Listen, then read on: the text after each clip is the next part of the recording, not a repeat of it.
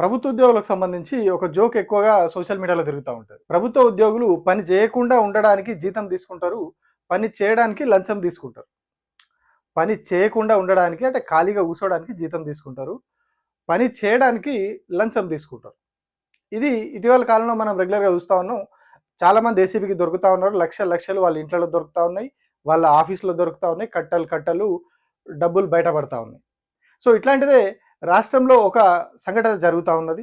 కేవలం లంచాలకే ఆ సంస్థ పరిమితమైందనే ఆరోపణలు పెద్ద ఎత్తున వస్తూ ఉన్నాయి. దాని గురించి మనం మాట్లాడుకుందాం. నమస్తే, నేను Prabhakar Venavanka. Welcome to PV news. ఎండాకాలం వచ్చింది.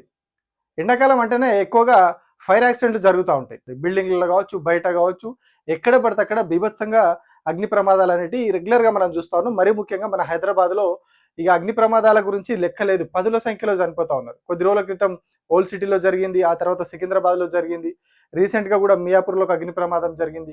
ఇవే కాదు, చివరకు మన ఫోరెన్సిక్ ల్యాబ్లో కూడా అగ్ని ప్రమాదం జరిగింది. ఫోరెన్సిక్ ల్యాబ్ చాలా భద్రంగా ఉండాల్సినటువంటి కీలకమైనటువంటి ఆఫీస్లో కూడా అగ్ని ప్రమాదం జరిగింది. సో ఇట్లా చాలా ప్రమాదాలు జరుగుతూ ఉన్నాయి. చాలా విలువైన డేటా పోతూ ఉంది, చాలా ప్రాణాలు పోతూ ఉన్నాయి. డేటా కంటే విలువైనటువంటి ప్రాణాలు పోతూ ఉన్నాయి. ఇన్ని జరిగిన ప్రతిసారి కూడా, అంటే ప్రతి అగ్ని ప్రమాదంలో కూడా ఒక అంశం తెరపైకి వస్తుంది. అసలు అగ్ని ప్రమాదం ఎట్లా జరిగింది అని. ప్రతిసారి అందులో బయటకు వచ్చేది షార్ట్ సర్క్యూట్ వల్ల అగ్ని ప్రమాదం జరిగింది. మెజారిటీ కేసుల్లో ఇదే అంశం చెప్తారు, ఇదే కారణంగా చెప్తారు, షార్ట్ సర్క్యూట్ వల్ల ప్రమాదం జరిగింది. మరి ఎందుకు ఈ షార్ట్ సర్క్యూట్ ఎందుకు జరుగుతూ ఉన్నది, ఎట్లా జరుగుతూ ఉన్నది అంటే, ఆ ఎలక్ట్రికల్ ఎక్విప్మెంట్ అంతా కూడా సరిగా అరేంజ్ చేయలేదు, అంత గజిబిజిగా చేసిరు, గందరగోళంగా ఉంది కాబట్టి ఆ ప్రమాదం జరుగుతూ ఉన్నది. మరి అట్లా ఎందుకు పెట్టిరు, అసలు అది రూల్ ప్రకారం ఎట్లా ఉండాలి, ఎలక్ట్రిక్ వైరింగ్ కానీ ఆ ఎలక్ట్రిక్ సంబంధించిన పరికరాలన్నీ కూడా ఎట్లా ఉండాలి, ఇవన్నీ చెప్పడానికే, ఇవన్నీ చెక్ చేయడానికి, ఇవన్నీ సరి చేయడానికి ఒక డిపార్ట్మెంట్ ఉంటుంది రాష్ట్రంలో. చీఫ్ ఎలక్ట్రికల్ ఇన్స్పెక్టర్ అని చెప్పేసి ఒక ఆఫీసర్ ఉంటాడు. చీఫ్ ఎలక్ట్రికల్ ఇన్స్పెక్టర్ అని ఒక ఆఫీసర్ ఉంటాడు. ఆయనకు పెద్ద స్టాఫ్ ఉంటుంది, రాష్ట్ర వ్యాప్తంగా సిబ్బంది ఉంటారు. ఎస్పీడీసీఎల్ పరిధిలో కావచ్చు, అటు ఎన్పీడీసీఎల్ పరిధిలో కావచ్చు, చాలా చోట్ల ఈ సిబ్బంది అందరు ఉంటారు. మాసెప్ ట్యాంక్లో వీళ్ళ ఆఫీస్ ఉంటుంది. సో వీళ్ళందరూ ఏం చేయాలి, ఈ ఆఫీస్ అయితే ఏదైతే ఉందో ఇది ఏం చేయాలంటే, ఈ ఎలక్ట్రికల్ సంబంధించినటువంటి వర్క్స్ అన్ని కూడా పర్మిషన్లు ఇవ్వడం, కాంట్రాక్టర్లకు పర్మిషన్ ఇవ్వడం, ఎక్కువ ఫ్లోర్స్ ఉన్న బిల్డింగ్లకి వీళ్ళు పర్మిషన్లు ఇస్తారు. ఎలక్ట్రిసిటీ సేఫ్టీకి సంబంధించిన అన్ని చెక్ చేసి వీళ్ళు పర్మిషన్ ఇవ్వాలి. హై రైజ్ బిల్డింగ్స్, పెద్ద పెద్ద కాంప్లెక్స్లు, గవర్నమెంట్ ఆఫీస్ కాంప్లెక్స్లు, ఇట్లా వీటన్నింటికి ఒక లిమిట్ ఉంటుంది. ఇంత పవర్ కెపాసిటీ నుంచి వీళ్ళ పరిధిలోకి వస్తుంది. వీళ్ళు ఇక్కడ నుంచి ఇంతకంటే మించి పవర్ కెపాసిటీ వాడే అన్ని చోట్ల, అన్ని బిల్డింగుల్లో, కాంప్లెక్స్లో వీళ్ళు పోయి చెక్ చేయాలి. చెక్ చేసి అంతా సరిగా ఉందా లేదా, చెక్ చేయడం కంటే ముందు కూడా ఎలక్ట్రిసిటీ ప్లానింగ్ ఉంటుంది, వైరింగ్ ప్లానింగ్. ఆ ప్లానింగ్ని వీళ్ళు అప్రూవ్ చేయడం, చేసిన తర్వాత వీళ్ళ ప్లానింగ్ ప్రకారం చేసిరా లేదా, అన్ని సరిగా ఉన్నాయా లేదా అనేది కూడా వీళ్ళు వెళ్ళి ఇన్స్పెక్షన్ చేసి ఎన్ఓసి ఇవ్వాలి దానికి. ఇది వీళ్ళు చేయాల్సినటువంటి పని. మరి వీళ్ళు ఎంతవరకు ఆ పని చేస్తున్నారు అంటే, ఈ అగ్ని ప్రమాదాలను చూస్తే మనకు అర్థమైపోతుంది. చీఫ్ ఎలక్ట్రికల్ ఇన్స్పెక్టర్ అనే ఆ కార్యాలయము ఎంతవరకు పనిచేస్తుంది అనేది మనం అగ్ని ప్రమాదాలే చాలా పెద్ద ఎగ్జాంపుల్ దానికి. అంటే ఎక్కడ కూడా వీళ్ళు పని చేయట్లేదు, పోయి ఫీల్డ్కి పోయి దాన్ని వెరిఫై చేయట్లేదు, దాన్ని ఎట్లా చేసిరు, వైరింగ్ ఎట్లా ఉందనేది వీళ్ళు పట్టించుకోవట్లేదు. ఎందుకు పట్టించుకోవట్లేదు అంటే, బిల్డింగ్లు కట్టేవాడు నిబంధనలు ఉల్లంఘిస్తూ ఉన్నాడు, లంచాలు ఇస్తూ ఉన్నారు. లంచాలు అనేది ఆరోపణ కాదు. జస్ట్ ఈ ఏడాదిలోనే ఫిబ్రవరిలో అనుకుంటా ఒక ఉన్నతాధికారి ఏసీబీకి దొరికిండు. అదే ఆఫీస్లో, మాసప్ ట్యాంక్ ఆఫీస్లో ఒక ఉన్నతాధికారి లంచం తీసుకుంటూ రెడ్ హ్యాండెడ్గా దొరికిండు. ఇట్లా రాష్ట్ర వ్యాప్తంగా చాలా మంది వీళ్ళకి పరిధిలోకి వచ్చే వాళ్ళు చాలా మంది అరెస్ట్ అయ్యారు. ఏసీబీకి దొరికిరు డబ్బులు తీసుకుంటూ రెడ్ హ్యాండెడ్గా. ఇదే మాసప్ ట్యాంక్ ఆఫీస్లో ఇంకో కొందరు అధికారులు కూడా సస్పెండ్ అయ్యారు అవినీతి ఆరోపణలతో. ఆఫీస్లో కూర్చొని సంతకాలు పెట్టేసి ఇచ్చేస్తూ ఉన్నారు, పర్మిషన్లు ఇస్తున్నారు. వాడు పోయి ఇష్టం వచ్చినట్టుగా వైరింగ్ చేస్తూ ఉన్నాడు. కొద్ది రోజులు పోగానే అక్కడ అగ్ని ప్రమాదం జరుగుతూ ఉంది, పదుల సంఖ్యలో ప్రాణాలు పోతూ ఉంది. బిల్డింగ్కి ఫైర్ సేఫ్టీకి ఫైర్ డిపార్ట్మెంట్ వాళ్ళు పర్మిషన్ ఇస్తారు. సేమ్ అట్లనే వీళ్ళు కూడా ఎలక్ట్రిక్ సేఫ్టీకి పర్మిషన్ ఇవ్వాలి. పోయి ఇన్స్పెక్షన్ చేయాలి, వీటి రూల్స్ పాటిస్తుందా లేదా, కరెక్ట్ ఉన్నాయా లేవా, అగ్ని ప్రమాదం జరిగితే పరిస్థితి ఏంది, జరగకుండా ఎట్లా ఉండాలి, ఇవన్నీ చెక్ చేయాల్సిన వీళ్ళు లంచాలకు అలవాటు పడి డబ్బులు తీసుకొని పర్మిషన్లు అడ్డగోలుగా ఇవ్వడం వల్ల ఇట్లా అడ్డగోలుగా అగ్ని ప్రమాదాలు జరుగుతూ ఉన్నాయి, పదుల సంఖ్యలో ప్రాణాలు పోతూ ఉన్నాయి. సో ఇందులో ఇంకొక కొత్త వివాదం వచ్చి పడ్డది. ఎవరైతే ఈ ఇన్స్పెక్షన్ విభాగానికి చీఫ్గా ఉన్నారో ఆయన ఆంధ్రాకు సంబంధించిన వ్యక్తి. ఇది తెలంగాణ రాష్ట్రం, ఆయన ఆంధ్ర వ్యక్తి. ఆయనను తీసుకొచ్చి దానికి చీఫ్గా పెట్టారు. ఆల్రెడీ వర్క్ విషయంలోనే వాళ్ళ మీద చాలా ఆరోపణలు ఉన్నాయి. ఇప్పుడు కొత్తగా ఒక ఆంధ్రాకు సంబంధించిన వ్యక్తిని తీసుకొచ్చి అందులో పెట్టారు. తెలంగాణలో చాలామంది నిపుణులైన వాళ్ళు ఉన్నారు, చాలామంది సబ్జెక్ట్ మీద అవగాహన ఉన్న వాళ్ళు ఉన్నారు, చాలామంది ఫీల్డ్లో వర్క్ చేసిన వాళ్ళు ఉన్నారు. ఏవైతే ఈ వైరింగ్కి సంబంధించి దీనికి సంబంధించి ప్రమాదాలు జరగకుండా కొంచెం డెడికేషన్ తోటి పనిచేసే వాళ్ళు 100 మంది ఉన్నారు తెలంగాణలో. ఆయన ర్యాంకులో ఉన్నటువంటి అధికారులు, ఆయన స్థాయిలో ఉన్నటువంటి అధికారులు.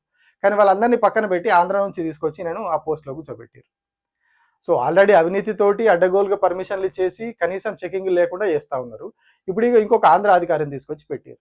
సో ఎక్కడ చక్కగా పనిచేస్తుంది ఆ శాఖ? మనం ఎందుకు దీని గురించి ఇంతగానం చెప్పుకోవాల్సి వస్తుంది? ప్రత్యేకించి దీని గురించి ఎందుకు మాట్లాడుకోవాలంటే, ఒకటి విలువైన ప్రాణాలు పోతున్నాయి. ప్రైవేట్ బిల్డింగుల్లో ఇష్టారాజ్యంగా వాళ్ళు వైరింగ్ పెట్టేసి వాడడం వల్ల ప్రాణాలు పోతా ఉన్నాయి. కానీ వీళ్ళు దాన్ని పట్టించుకుంటలేరు. ఇంకొకటి ఫోరెన్సిక్ ల్యాబ్లో అగ్ని ప్రమాదం జరిగింది కొద్ది రోజుల క్రితం. దానికి కూడా కారణం ఏంటి అంటే ఇదే చెప్పారు వీళ్ళు రీజన్. షార్ట్ సర్క్యూట్ అయింది, అందుకే పోయింది అని చెప్పారు. అప్పుడు ఏమైంది, చాలా వందలాది కేసులకు సంబంధించినటువంటి డేటా మిస్ అయింది. ఇది అఫీషియల్గా అధికారులే ఒప్పుకున్నారు. ఓటుకు నోటు కేసుకు సంబంధించింది కూడా కొంత డేటా పోయిందని చెప్తా ఉన్నారు. సో ఇట్లా కీలకమైన సమాచారం అంతా కూడా అందులో పోయింది. సరే వీళ్ళు ప్రైవేట్ వాళ్ళకంటే లంచాల దగ్గరనో ఇంకొక దగ్గరనో ఏదో చేసి బెండ్ అవుతా ఉన్నారు, పర్మిషన్లు ఇస్తా ఉన్నారు అనుకోవచ్చు. కానీ ప్రభుత్వ ఆఫీసుల్లో కూడా కనీసం ఆ సేఫ్టీ మెయింటైన్ చేయకుండా, అదొక కీలకమైనటువంటి ఆఫీసు ఫోరెన్సిక్ ల్యాబ్ అంటే. చాలా కీలకమైన కేసులకు సంబంధించిన డేటా వస్తుంది, దాన్ని వాళ్ళు ప్రొటెక్ట్ చేయాలి, దాన్ని అనాలిసిస్ చేయాలి, దాని రిపోర్ట్ ఇవ్వాలి. అది చాలా ఇంపాక్ట్ చూపిస్తుంది కేసుల మీద.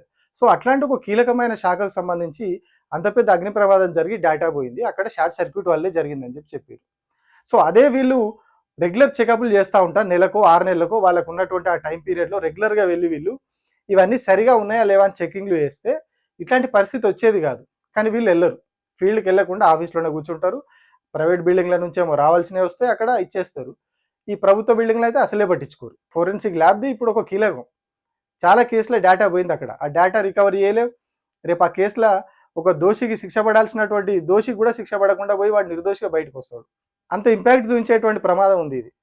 దీనికి కారణం ఏంది, షార్ట్ సర్క్యూట్. మరి దాన్ని చెక్ చేయాల్సిన ఎవడు, సేమ్ మళ్ళీ ఇదే చీఫ్ ఎలక్ట్రికల్ ఇన్స్పెక్టర్ ఆఫీస్ నుంచే పోయి చేయాలి. ఆఫీస్ ఇదంతా ఏంటంటే కేవలం దీనికే అలవాటు పడ్డది, పైసల కోసం లంచాలకే అలవాటు పడ్డది అన్న పేరు వస్తూ ఉన్నది. కేవలం ఇవే కాదు, ఈ ఎలక్ట్రికల్ ఛార్జింగ్ స్టేషన్స్ ఉంటాయి, ఈవీ వెహికల్కి ఛార్జింగ్ పెట్టడానికి స్టేషన్స్. ప్రభుత్వము, కేంద్ర ప్రభుత్వం కావచ్చు, రాష్ట్ర ప్రభుత్వం ఏం చేస్తూ ఉంది, పొల్యూషన్ని తగ్గించడానికి ఎలక్ట్రిక్ వాహనాలను వినియోగం పెంచాలని చెప్పి ప్రభుత్వ ఉద్యోగులకు రాయితీలు అని చెప్పి రకరకాల ఆఫర్లు పెట్టి అమ్ముతా ఉన్నారు వెహికల్స్.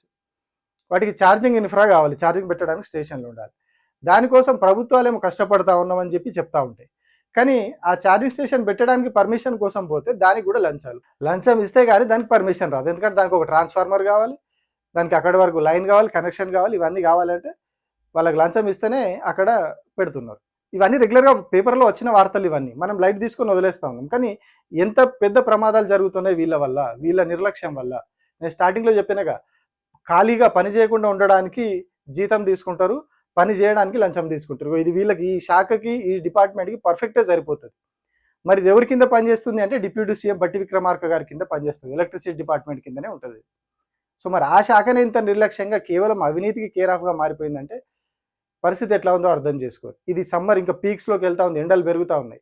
సో ఇప్పుడు ఇంకా అగ్ని ప్రమాదాలు పెరిగే అవకాశం ఉంది. ఇప్పుడు హోమ్ అప్లయన్సెస్, ఎలక్ట్రికల్ అప్లయన్సెస్ అన్ని వాడకం పెరుగుతుంది, కూలర్లు, ఏసీల వాడకం పెరుగుతుంది. ఇట్లాంటి టైంలో ఏమవుతుంది, ఎక్కువ పవర్ వాడినప్పుడు ఆ వైరింగ్ అనేది హీట్ అయిపోతుంది, ఎలక్ట్రికల్ ఎక్విప్మెంట్ అనేది హీట్ అయిపోయి వైరింగ్ అంతా కాలిపోయి షార్ట్ సర్క్యూట్స్ అవుతూ ఉంటాయి. సో వీళ్ళు పోయి ఇన్స్పెక్షన్లు చేసి ముందస్తుగా వాటిని గుర్తిస్తే ఏది నాసిరకంగా ఉంది, ఏది క్వాలిటీ ఉంది, ఏది ఎంత పవర్ని బేర్ చేస్తుంది అనేది వీళ్ళు తేలిస్తే ప్రమాదాలు జరగకుండా ఉంటాయి. లేకుంటే ఈ సమ్మర్లో కూడా 10ల సంఖ్యలో ప్రాణాలు పోవడం పక్కా. వీళ్ళ నిర్లక్ష్యం వల్ల 10ల సంఖ్యలో మరొకసారి ప్రాణాలు పోయే ప్రమాదం ఉన్నది. ఇప్పటికైనా మేల్కొని కొంచెం లంచాలు తగ్గించి సేఫ్టీ మీద ఫోకస్ పెడితే ఇప్పటికైనా ఎంతో కొంత రాష్ట్రం బాగుపడుతుంది, ప్రజల ప్రాణాలు మిగులుతాయి. Thank you.